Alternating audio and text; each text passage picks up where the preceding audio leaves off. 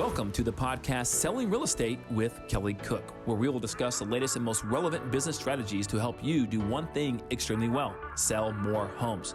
We'll discuss everything from business planning to lead generation and conversion to past client customer service and everything in between. Join us for authentic conversations and nuts and bolts takeaways you can implement into your business today. And now, Selling Real Estate with Kelly Cook. Hello, everybody, and welcome back. It is another episode of Selling Real Estate with Kelly Cook, and we got Kelly here. Kelly, today we're going to dive into a little bit of something that we haven't really focused on too much in the last few episodes, probably a couple months that we haven't really delved into. But if you guys listen to all these podcasts, I do mention every single time to please go to buildyourrealestateteam.com to get, Kelly's whole workbook there, checklist for how to build a team. So we're going to talk about that a little bit today. Kelly, do you remember the first agent that you brought onto your team when you were in the building phase? I do. Okay. I do. I won't say the full name, but his name was John. Respect privacy. Okay. Yeah, you guys probably don't believe that because John's pretty common. I was like, wow, very, very common. But it's true. It's true. Yeah, I do. And, we talk about in that white paper that we send you guys, if you go to that website, buildyourrealestateteam.com, and download it for free, we talk about the different modules, right? And the appropriate correct steps to build a real estate team. And that first hire, who it should be, the second hire, who it should be. We're not agents. That's right. And I butchered the second hire. First hire was great. And it was my wife, actually. On the so I can't get that one wrong. Yeah, right? It was great. Yeah.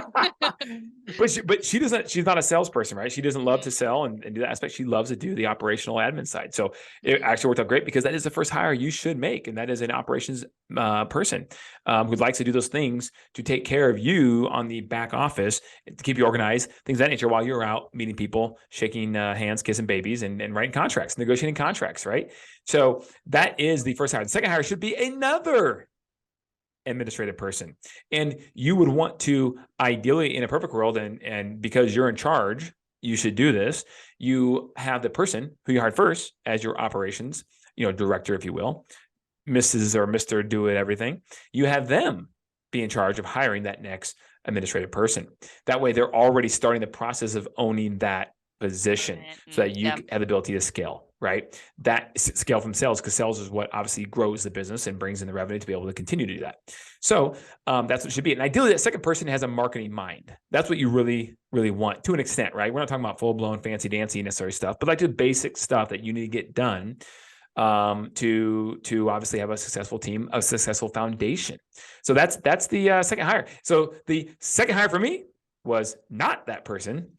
It was a guy named John, who was a good agent. And the great thing about John is he had a family to feed. He had 2 kids and was married, and so there was some people depending on him. And ideally, you have that because that's what's going to drive them to do the not so fun things. Yeah, when you don't feel like doing them, which happens quite a bit in real estate because all the fun stuff on HGTV is just that, right? They show the fun stuff. Once you have the awesome client who you love to talk to, who they love to talk to you, and you go show them a cool house, right? That's just a small part of the job. Small part of the job. Yeah. Yeah. Great. So hired John. How did you, before we get fully into this, just a little preview, but how did you, meet John, or what was what was that situation where you're just like, hey, I'm a real estate agent, I'm starting a team, come work with me? Was he in real estate before? Was he getting started with you? Kind of how'd that play out? Great question. Yeah. There's this old saying in real estate that says you should lead with revenue. Lead with revenue. What that means is that you shouldn't go out and just put yourself into debt just for the fun of it, right? Just in hopes that all these fancy, computers, technology you buy, systems that you purchase in a box, and even people work out. You should lead with revenue. So that means you should be able to go out there and conquer the world as much as you possibly can, close X amount of deals yourself, doing everything ideally when you're first starting off. That's if you want to go that route. Now, 20 years ago, approximately when I got started, that was pretty much the only route if you wanted to try to scale quickly. Now, there are teams like ours and countless other ones across the country that already, if they're a good team, already have the system, the game plan ready to roll for you. You just have to take your desire and motivation and tap into it. Plug it in. Right? Plug it in. And so it's, in my opinion, it's so much better, easier, quicker. Yet the average person doesn't want to do that. The average realtor doesn't want to do that because, they see the check and they don't get all of it. And like, oh my goodness, this is all, but it's not about the check. It's about the the annual commission or the income at the end of the year for all the deals you did. Because a good team, you should be able to close double plus more deals, the amount of deals. Right. Yeah. That's right. And that's what you should do. You should be able to do on a good team. So I don't know where I was even going with that, Elizabeth, but that's I was just asking how you met John, like how that came. Yes. Yeah, sorry. I'll just be honest with you. I was just rolling on the tangent. Yeah, he's like, I'm just ready to talk about this. Yes, I am. I get excited about this. So I met John. I met John in our office. He was already an individual agent at our real estate brokerage at the time, which was Prudential. That's now Berkshire Hathaway. I was like, I haven't heard that name in a long time, but that makes sense because right. So they were pretty big at the time in the early 2000s down in here in Phoenix, and so here's the point. That's a great source to be able to obtain team members because a brokerage always has agents who are struggling. It doesn't matter what the reason is, but a lot of people, they're told by whomever, hey, you can do it. And, it's great encouragement. It's great that someone stands behind you and says that. But the reality is not everyone can do it on their own. They just can't. Some people can, not everyone's cut out for it. That's right. And there's nothing wrong with that. There's nothing wrong that if you need help, there's nothing wrong with that whatsoever. Wealth building is a team sport. Look at the richest people on the planet, and whatever they do own, it's extremely rare if they own it, whatever it is, 100%. Exactly. I don't care if it's a rental house. I don't care if it's a warehouse. I don't care if it's Amazon as the business. There's multiple. There might be a majority owner, but there's multiple. So, and you have investors along the way, and all kinds of things that you did, and so you need to be supported by like-minded people. It's no different on the smaller scale of trying to build a real estate team. It really isn't. So there's people in your office. And here's the thing. If you're not a brick and mortar office and you're an individual agent on maybe a cloud-based system for a brokerage, which are becoming more and more popular nowadays, right? That's okay. Make sure that cloud-based brokerage provides a way to stay connected, because I guarantee there's other agents in your respective city that are with that brokerage. You may not know who they are or where they are, because maybe they're working out of their house or they rented a small little office somewhere. And the reality is they need probably help just as much as you do, or would like help just as much as you would like help. If the brokerage provides a platform that you can stay connected with, and I mean, there's a lot like for example, Real Broker, there are multiple, more groups than you can really shake a stick at for all kinds of different aspects within real estate. That you can, motivational groups with people who are just in there posting motivational messages, people who are asking for help on specific things with buyers, specifically with sellers, referrals, all kinds of stuff, right? So if you're connected, there's always going to be that agent I don't care who the company is, what the brokerage is, that needs some help and is looking for some help. And you should be out there willing to do so if you truly have the ability to help, because you're too busy. Right. Great. Okay. So met John at the brokerage, Prudential, which is now Berkshire, but that was your first hire, and that's kind of how you got connected. He needed some help. You had some goals. You wanted some help as well. You guys linked up. Great. So I know that we kind of just jumped right into this. I didn't do too much explanation, but I wanted to get that story out of Kelly, because I think that, hearing truly how he started his team and where he's at now is important. It's important to kind of know what, I know that we've got the modules and we've got, here's what to do, but to actually hear the story of how it really started is great. And the reason for that is today we're talking about recruiting, not only to your team, which is kind of what we just talked about with Kelly, how he made his first hire for his team, but then also something that has been, again, really gaining popularity in the last few years here is on more of those cloud-based brokerages and things like that, is having downlines and having, people that can have, you have separate businesses essentially, but you're still collaborating in some way. And so today we want to talk about a little bit of both of those. Kelly, first, let's talk about, I know that you already went into some ways, connecting with others in your brokerage, things like that, but what are some other ways to connect with agents that you may want to add to your team or to your downline, I guess? What's kind of the best way to get in front of people that you want to collaborate in some way with? Yeah, good question. There's a very smart man I got to give a shout out to. His name is Frank Klesitz, who I know well, Elizabeth. Yes. A smart guy, very smart guy, and he has a lot of ideas on this kind of thing too. And I've just taken some of the ideas and ran with it, right? But some of the ideas that he had are great. There's a like a paid approach, right? You can go on the job boards, Indeed, and ZipRecruiter, et cetera, and those do work. They do work. Nothing does not work. It all works to an extent, right? Some work better than others, but you do have the ability for someone to be on there searching for something immediate need. They want to be a real estate agent or whatever, right? And they need help because they have no idea where to begin. They don't even know how it even works. And so here's your article on the job board, because previously they were with a company, so they're used to job boards and things of that nature. And they go on there looking for a real estate agent position, and voila, there you are. You're hiring, and here's all the reasons why you should be doing it. So I firmly believe we always are running an ad on some of the job boards. Indeed, typically Indeed and LinkedIn. Those are the two we're typically running some sort of ad on, saying that we're hiring, because we are. Until we have the ability, no more capacity to hire another agent who's ready, willing, able to make this an amazing career, we'll stop at that point. But right now we have more leads. Honestly, at this point, we know what to do with, and a lot of these are not being followed up correctly. So we are hiring, and there is a place for an agent who's motivated on our team. So that's why we always run it. And then we fluctuate with the budget, right? Depends on, if we feel it's a good time of year, people are out there getting licensed or not, that kind of thing. Mm-hmm.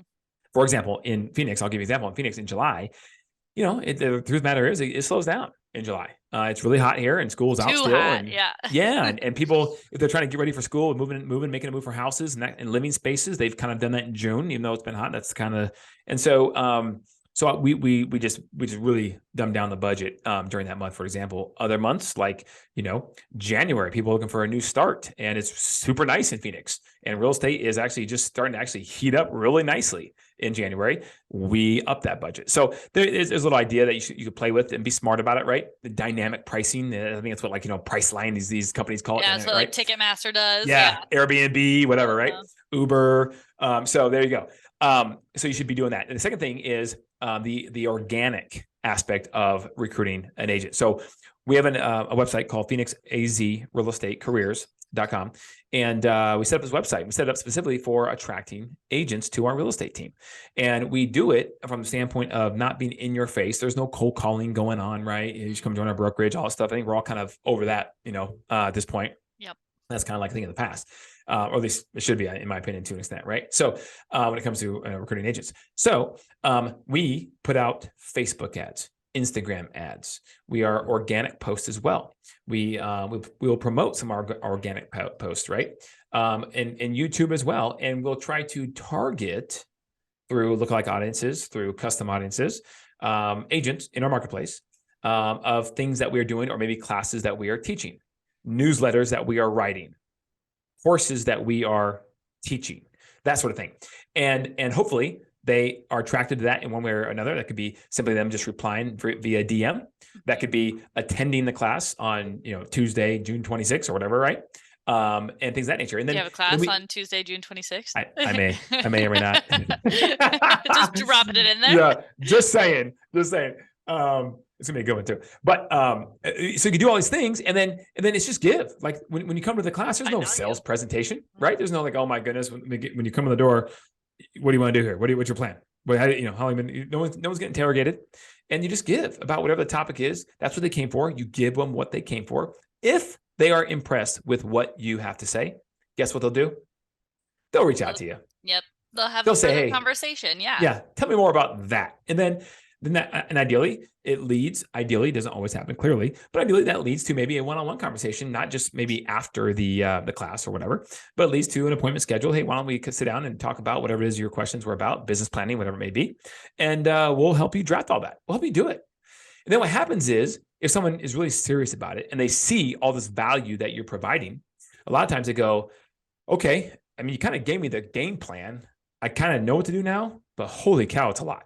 Even if I have $1 million and can afford all this, like need the help to execute. Yeah, the time and just to execute this, to put it all together. Holy, can I just tap into what you have? Matter of fact, yes, you can. And by the way, I already did it for you. You can. Come on it. And, and our team is one, and here's what I think a lot of teams miss the mark too. Our team is one that really, really, really, truly at our heart, at our core, wants to promote the agent's career. We want the agent to grow their own database, meaning their own business, the CEO of their own business. And therefore, at some point, the average research says it takes about an agent 3 years to master the art of by helping people buy and sell real estate. So they have a database that's kicking off some referrals now. People know I can trust them. And then they go, man, I have real options now. And what do you have for me? Otherwise, I'm going to take off and go elsewhere. That's a great place for us to be in. A lot of teams are coming at it because we're coming at this from abundance, right? A lot of teams are coming at this from scarcity. Hey, if you come join my team, you're just going to fit in this box over here. And if you get too big for that box, that don't work for us. You have to leave, right? Or we have no more growth or opportunity for you. You have to, sorry, that's what it is. And then they figure out and they eventually leave. Ours is just the opposite. We want to grow you up to where now they're on top. We're on top at the beginning because we're helping them with everything. And then they all of a sudden do what they're supposed to do. And boom, 3 years later or whatever it may be, they're on top and they have real options. Now, how do we retain them? Where's the retention piece? Right. And that's a whole aspect, and a whole another aspect of the real estate industry, the real estate business of running a team or a brokerage, the retention piece. And I can tell you right now that it's a challenging one to do. So for example, here's some of our retention pieces.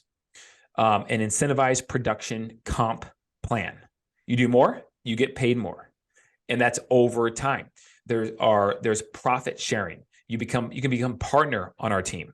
Like, you see the law firm on the side of the street says Smith, Jansen, and Smith, whatever, right? Yeah. Yeah. Well, there could be more than 3 partners. It's just they're the first 3, so they're on the side.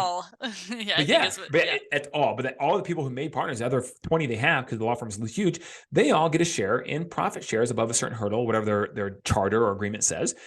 And so we have that same aspect. After time, you grow your business up. You become partner with Cook and Associates, and you can share above a certain profitability at the end of each year. So it's kind of cool. Right? There's another retention piece.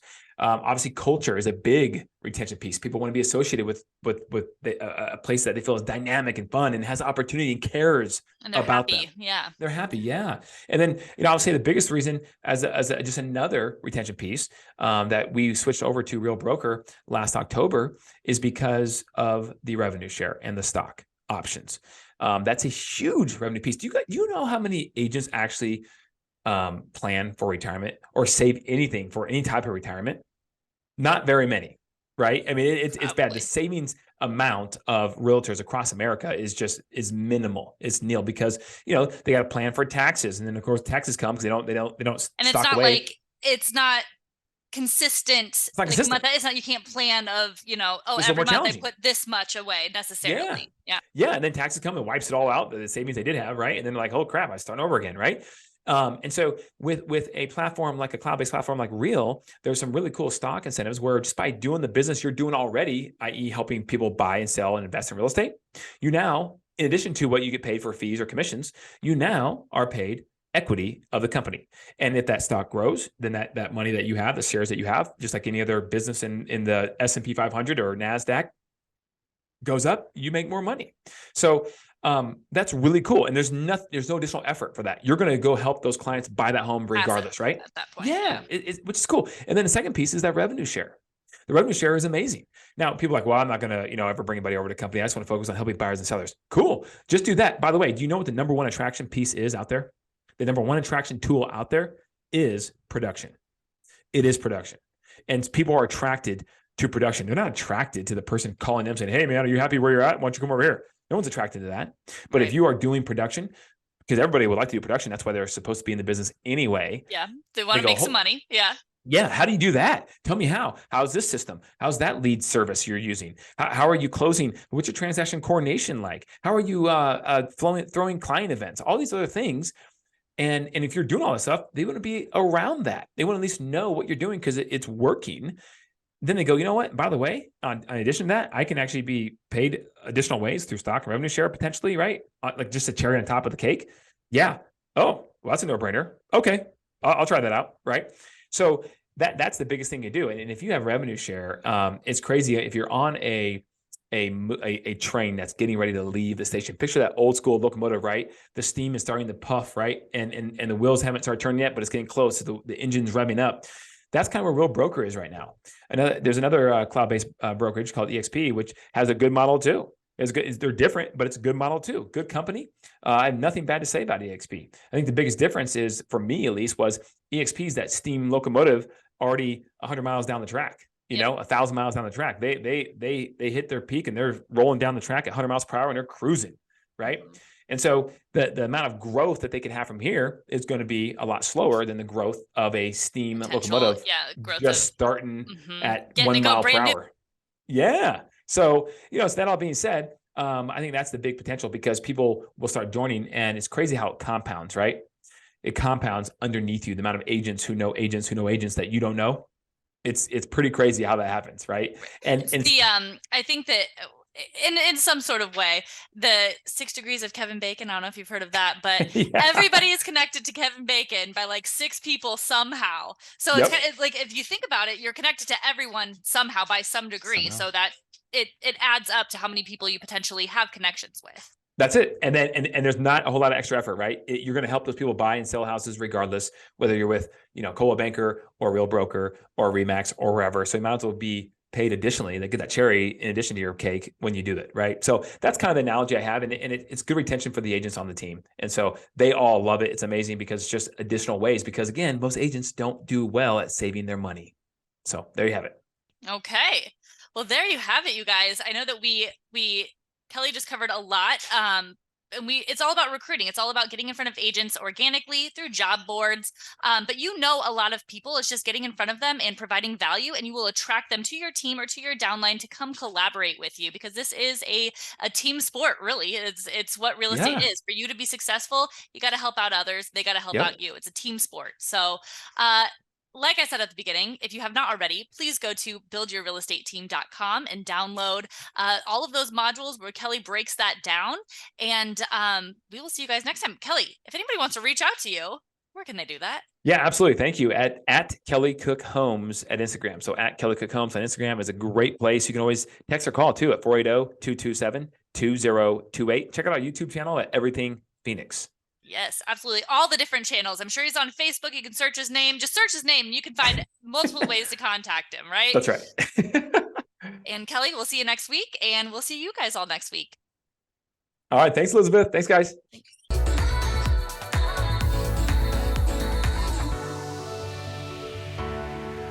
Welcome to the podcast Selling Real Estate with Kelly Cook, where we will discuss the latest and most relevant business strategies to help you do one thing extremely well: sell more homes. We'll discuss everything from business planning to lead generation and conversion to past client customer service and everything in between. Join us for authentic conversations and nuts and bolts takeaways you can implement into your business today. And now, Selling Real Estate with Kelly Cook.